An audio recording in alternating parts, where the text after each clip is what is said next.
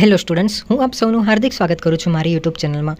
એમ તો થંબનેલ ઉપરથી તમને ખબર પડી જ ગઈ હશે કે હું જે અત્યારે ઇમ્પોર્ટન્ટ ક્વેશ્ચન લાવ્યો છું એ તમારો જે આ બેઝિક ઓફ ઇલેક્ટ્રોનિક્સ કહેવાય સબ્જેક્ટ, તો એના રિગાર્ડિંગ છે. તો તમે આ પીડીએફમાં જોશો ને સૌથી પહેલાં તો અહીંયા મેં ટાઇટલ જ મારેલું છે કે સમ ઇમ્પોર્ટન્ટ ક્વેશ્ચન બેંક. ઓકે, તો અહીંયા તમે જોશો આ અમુક ઇમ્પોર્ટન્ટ ક્વેશ્ચન જે છે, આમ તો આ ઇમ્પોર્ટન્ટ ક્વેશ્ચન જે છે જે તમારા જીટીયુના પ્રીવિયસ યરના પેપર્સ છે એના ઉપરથી જ મેં થોડા કમ્બાઈન કરીને લીધેલા છે. ઓકે, તો અહીંયા મેં સૌથી પહેલાં પીડીએફમાં અમુક ઇમ્પોર્ટન્ટ ક્વેશ્ચન જે છે એ મૂકેલા છે જે તમે જોઈ શકો છો. પછી જેવી રીતે તમે પીડીએફને સ્ક્રોલ ડાઉન કરશો તો જીટીયુમાં અત્યાર સુધી બેઝિક ઇલેક્ટ્રોનિક્સના જેટલા પણ પ્રીવિયસ યરના ક્વેશ્ચન છે, લેટેસ્ટથી લઈને ઓલ્ડ સુધી, તો એ બધા મેં આ પીડીએફમાં જે છે કમ્બાઈન કરીને મૂકી દીધેલા છે, તાકી તમને આમ બહારથી કોઈ એક્સ્ટ્રા સોર્સમાંથી લેવું ના પડે. ઓકે, જેથી કરીને તમારો ટાઈમ પણ વેસ્ટ ના થાય. તો આવી રીતે તમે જોઈ શકો છો વિન્ટર 19 આ બધા પેપરો જેટલા બી છે એની તમે પ્રેક્ટિસ કરજો મિત્રો, બરાબર.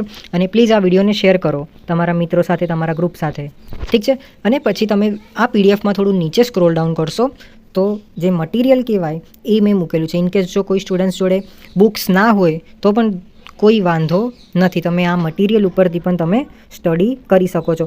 એકોર્ડિંગ ટુ જીટીયુ સિલેબસ તમે જોશો આ પ્રમાણે જ બધું આપેલું છે. એવી જ રીતે જો તમે જોશો અહીંયા ચેપ્ટર 1 જે છે એન્ડ થવાના આરે છે. ઓકે, તો આ ચેપ્ટર 1 જ્યાં એન્ડ થાય છે તો ત્યાં આગળ અમુક ક્વેશ્ચન બેંક પણ જે છે અહીંયા પુટ આઉટ કરેલી છે જે તમે અહીંયા સ્ક્રીન ઉપર જોઈ શકો છો. ઓકે, અને સિવાય એ જે કોઈ ક્વેશ્ચન એવો લાગે છે મોસ્ટ ઇમ્પોર્ટન્ટ હોય તો એ પણ જે છે અહીંયા માર્ક કરીને રાખેલો છે. ઓકે, તો જો તમે આ ના કરો તો પણ કંઈ વાંધો નથી, પણ જેમ પીડીએફમાં સૌથી ઉપર મેં જીટીયુના પેપર્સ મૂકેલા છે તેમજ ઇમ્પોર્ટન્ટ ક્વેશ્ચન મૂકેલા છે તો તમે આ જરૂરથી જરૂર કરજો, કેમ કે આ બેઝિક ઇલેક્ટ્રોનિક જે છે થોડો એવો હાર્ડ સબ્જેક્ટ છે એવું હું કન્સિડર કરું છું.